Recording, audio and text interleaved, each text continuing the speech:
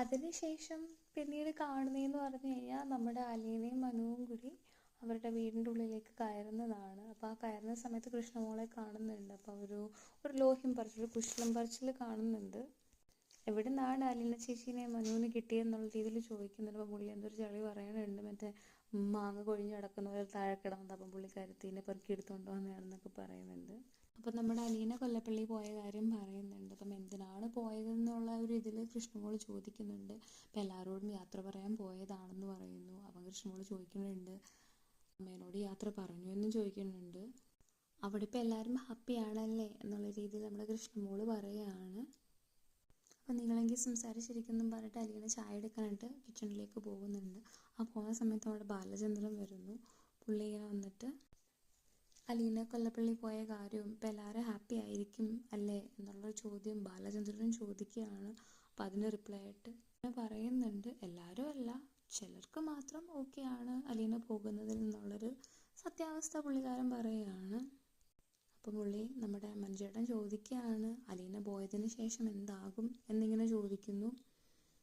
അപ്പം ബാലചന്ദ്രൻ അതിന് റിപ്ലൈ പറയുകയാണ്, അലീന പോയി കഴിയുമ്പോൾ ഞാനൊന്ന് നോക്കട്ടെ എന്ന് പുള്ളി പറയുകയാണ്.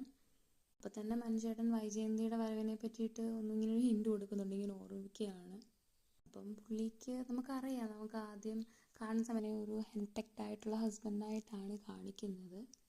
പുള്ളി പറയുകയാണ്, ആ ഒരു കല്യാണത്തിൻ്റെ ശേഷം പുള്ളിക്ക് ആ ഒരു സ്വാതന്ത്ര്യവും അല്ലെങ്കിൽ അധികാരവും പവറും ഒന്നുമില്ലായിരുന്നു. ഇനി വേണം പുള്ളിക്ക് അതെല്ലാം ഒന്ന് വീണ്ടെടുക്കാൻ എന്നുള്ള മട്ടിൽ പുള്ളി പറയുകയാണ്. അപ്പോൾ ബബിതയ്ക്ക് കാര്യം മനസ്സിലായി, എന്തോ ഒരു ഫ്യൂച്ചറിൽ നടക്കാൻ പോകുന്ന വഴക്കിൻ്റെ ഹിൻ്റാണ് പുള്ളി പറഞ്ഞതെന്ന് അവൾക്ക് കാര്യം മനസ്സിലായി. അപ്പം ചോദിക്കുകയാണ്, നിങ്ങൾക്ക് ഇനിയെങ്കിലും ഈ വഴക്കൊന്ന് നിർത്തിക്കൂടെ, നിങ്ങളുടെ ഒരു വഴക്ക് നിർത്താൻ വേണ്ടിയിട്ടാണ് ഇപ്പം അലീന ചേച്ചി പോലും പോകുന്നത് എന്നുള്ളൊരു കാര്യം പുള്ളിക്കാരത്തെ ഓർമ്മിപ്പിക്കുകയാണ്. അപ്പോൾ അതിന് ഭയങ്കര ഒരു ഫിലോസഫി പോലെ ഒരു റിപ്ലൈ കൊടുക്കുകയാണ് അവിടെ ബാലചന്ദ്രൻ. അർഹത ഉള്ള പലരും ഇവിടുന്ന് പോകുന്നു, അർഹതയില്ലാത്തവർ വരുന്നു എന്നിങ്ങനെ പറയുകയാണ്. അപ്പം ബബിത തന്നെ ഒരു കാര്യം സജസ്റ്റ് ചെയ്യുകയാണ്, ഇപ്പം അലീന ചേച്ചി പോകുന്നെങ്കിൽ പൊക്കോട്ടെ, അപ്പം അമ്മ വരുമല്ലോ, അപ്പം വീണ്ടും എല്ലാവരും നമ്മൾ ഈ കാര്യമൊക്കെ പറഞ്ഞെല്ലാം സെറ്റ് ആവുമല്ലോ, കോംപ്രമൈസ് ആവുമല്ലോ. അപ്പോൾ ആ സമയത്തെല്ലാം ഹാപ്പി ആവുന്ന ടൈമിൽ നമുക്ക് എന്ത് ചെയ്യാം, അലീനേയും കൂടെ തിരിച്ച് വിളിക്കാം എന്നുള്ളൊരു സജഷൻ, ഒരു ഐഡിയ ഇങ്ങനെ പറഞ്ഞു കൊടുക്കുകയാണ്. എന്നിട്ട് പറയണം, അമ്മയുടെ അല്ലെങ്കിൽ യുദ്ധം തുടങ്ങി കഴിഞ്ഞ് കഴിഞ്ഞാൽ അമ്മ ഇപ്പോഴും നിർത്തൂല, അതിനൊരു അന്തി ഉണ്ടാവില്ല എന്നുള്ള ഒരു കാര്യം നമ്മുടെ ബബിത പറയുകയാണ്.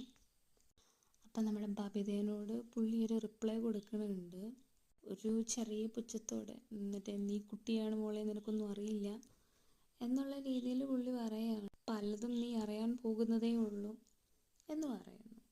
അപ്പം ഞാനറിയാണ്ട് എന്താണ് ഇവിടെ ചീഞ്ഞ് നാറുന്നതെന്നുള്ള ഒരു മട്ടും ഭാവത്തിലും പുള്ളിക്കാരത്തെ ഇങ്ങനെ നോക്കുന്നുണ്ട്. അപ്പം എന്നിട്ട് ചോദിക്കണം, എന്താ അങ്ങനെ ഒരു ടോക്ക് എന്നുള്ള രീതിയിൽ പുള്ളിക്കാരത്തെ ഇങ്ങനെ പറയാനായിട്ട് തുടങ്ങുമ്പോഴേക്കും നമ്മുടെ അലീന ചേച്ചി ചായ കൊണ്ട് വരുന്നു. എന്നിട്ട് അവരോട് ചായ കുടിക്കാൻ പറയുന്നു, അവരെ നിർബന്ധിച്ച് ചായ കുടിപ്പിക്കുന്നു. അങ്ങനെ ആ ഒരു സീൻ അവിടെ തീരുന്നു.